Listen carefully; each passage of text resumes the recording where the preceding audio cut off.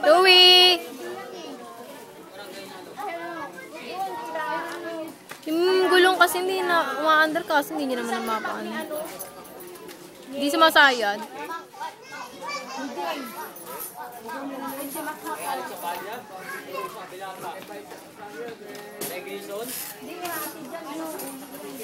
Pati yung mga ano dyan, yung lamesa sa kaano, doon nila hiniram yan. Ano yun ang ano yan? Ito, kukunin niya nila rin. Patay ah. Wala mag-aano pa. Ay, sumayad lang naman. Magaan lang kasi siya kaya ay sumayad lang. Hindi dyan.